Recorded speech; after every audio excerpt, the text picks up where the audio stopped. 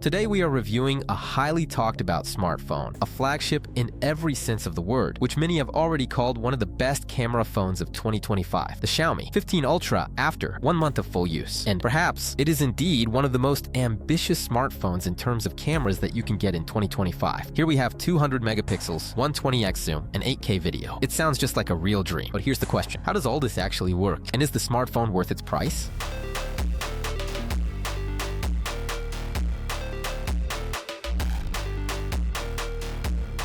Let's first talk about the strengths of this smartphone. Let's start with the front camera. The Xiaomi 15 Ultra is equipped with a 32-megapixel OmniVision sensor with an f2.0 aperture and a 90-degree field of view. However, unfortunately, there is no autofocus here. The first and main advantage of the front camera, I would say, is the availability of 2 magnifications, 1x and 0.8x. Use 1x for yourself, 0.8x for multiple people in the frame. Convenient. Overall, the front camera is pleasing with a fairly wide field of view. This is undoubtedly a plus. The next advantage is the face lighting in low light conditions. This is a useful and convenient option, which, by the way, is available on almost every Chinese smartphone. However, flagships from Apple and Samsung cannot boast of such a feature. Selfies and videos on the front camera turn out to be decent, and the camera performs very well. In this regard, the 15 Ultra can compete with any other flagship. It's especially worth mentioning the stabilization, which works very confidently while walking, and even while running. Regarding stabilization, by the way, the front camera managed to surpass the Vivo X200 Pro and even the Samsung S25 Ultra, specifically in the regular mode, without blurring the background. We discovered this in our previous videos,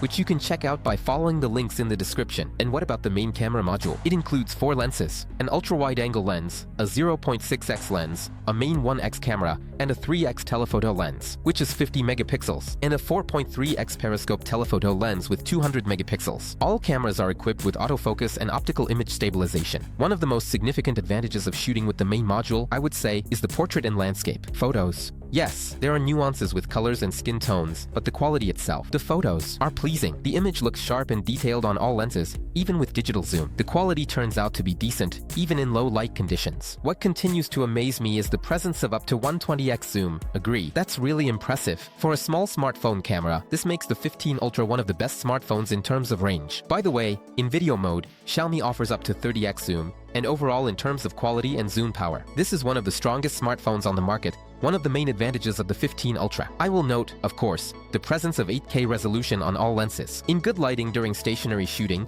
frames in top resolution show excellent detail. This is truly functional 8K, which outperforms 4K images. In general, people often ask me, why do you need this 8K video? Usually, full HD is enough for shooting on a smartphone. The thing is, shooting in 8K resolution provides a huge quality reserve video during further editing. Thus, in a full HD project, you can zoom in on 8K frames to any point up to 400% without losing quality. And if the project is 4K, you still have a decent reserve for cropping the frame. The next aspect that seemed very unusual to me is the slow MO at 1920 frames per second with full HD resolution. Agree, it's truly impressive. Moreover, the Xiaomi 15 Ultra is the only smartphone on the market with this option. None of the competitors can boast the same. I also appreciated the time-lapse shooting. They are implemented quite well, and that's pleasing. The screen turns off during recording, saving energy and not interfering with the shooting process. And there is indeed a battery saving, which we demonstrated in our extensive comparison of this Chinese flagship, Samsung S25 Ultra. There, we went through all the modes in great detail of shooting, so be sure to check it out if you haven't seen it yet. Another advantage is that the 15 Ultra can shoot log video on all lenses. A logarithmic profile is a video shooting mode where the image is recorded directly from the camera's sensor. This is raw video that is not processed by the smartphone. We get directly what the camera captures.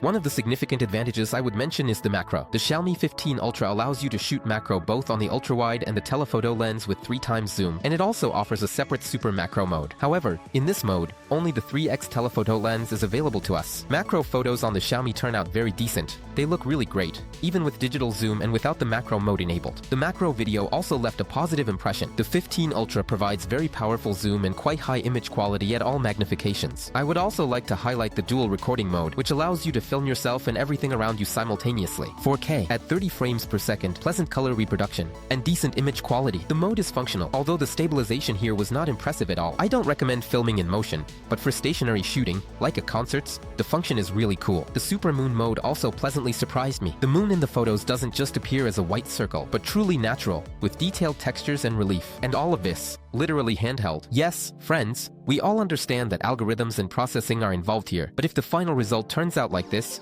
then I think we can forgive Xiaomi for it. And another mode that cannot be overlooked is the long exposure. It's genuinely functional here, not just for show. During the day, you can capture, for example, a waterfall with a soft silky effect, and at night, the beautiful movement of cars with bright light trails. For a smartphone and without manual camera settings, even in a special mode, this is really very good quality. Well, now let's talk about the dark side of Xiaomi, moving on to the drawbacks. I was not at all pleased with the video quality in low light conditions. On all cameras, the image turns out weak. In contrast with competitors, the image is often too dark, especially on the ultra-wide, and the stabilization performs extremely poorly. Meet the night mode nor shooting at 60 frames per second improve the situation. I would also consider it a drawback that slow motion can only be recorded in full HD, even at 120 FPS. And if you try to shoot slow motion video while moving, it turns out to be a very sad story. Defocus, shaking, and blurring of the video. But to be fair, I will say that Xiaomi allows us to shoot 4K, 120 FPS video in the camera's Pro mode, but there you don't get slow motion. Instead, you get high frame rate video that you can slow down yourself later. Also, for me personally, the color reproduction is a drawback. The image is unnatural, sometimes yellow, sometimes orange, and overall too warm. We get this kind of Mexican filter. This is especially noticeable if you pay attention to the grass and the sky. They almost always appear yellowish, making the grass look somewhat withered. The skin tone is the same. The smartphone constantly shifts the skin tone to either a yellow or orange tint. Unfortunately, these issues are noticeable in photos, videos, on the front camera, and the main camera module. As for the portrait mode in video recording, we have a different problem here. On both the front and main cameras, we are limited to full HD at 24 frames per second. For a flagship camera phone in 2025, such a limitation seems absolutely unserious. There are also shortcomings in the portrait shooting itself. When panning around a person, Xiaomi tends to drop frames, and in low light, we get blurring. I already praised the 8K on Xiaomi for its quality, but now I'll criticize it for weak stabilization. The image shakes a lot, and it wobbles both during the day and at night. By the way, at night, the 8K video didn't really give us any kind of quality boost. I also didn't like the HDR image, which Xiaomi records in Dolby Vision. The result is overexposed, with unnatural color reproduction and yellow skin tones. I can't help but mention the audio recording. The Xiaomi 15 Ultra doesn't handle this very well, although I must note that compared to the previous generation, the situation has improved. But if you're in windy conditions or there's other background noise, the recording quality will be weak. What about photos? A significant drawback for me was the quality of photo shooting in RAW, including ultra RAW in low light conditions. In this mode, Xiaomi handles light sources poorly. Sometimes they are completely blown out, and this cannot be corrected in post-processing. I should also mention the issue with lighting in nighttime selfies. They seem to have a turquoise filter applied, and the shadows are light, making the photo look unimpressive. There are also issues with portrait mode selfies. In the photos, the smartphone, sometimes it makes serious mistakes, leaving noticeable unblurred areas around the face or in the hair. These are the drawbacks we have. So, in conclusion, the Xiaomi 15 Ultra left me with generally quite positive impressions. It has its strong points. It handles the main tasks of photo and video shooting quite well. In some areas, better than competitors, but the prices for it are significantly higher than for the Samsung S25 Ultra and Vivo X200 Pro. These are the smartphones with which we have already compared the Xiaomi. Considering this, I wouldn't buy the Xiaomi 15 Ultra right now. But friends, that's just my opinion. If you disagree, write in the comments. I read everything. And if this video was useful for you, give it a thumbs up, subscribe, and hit the bell. And goodbye to everyone.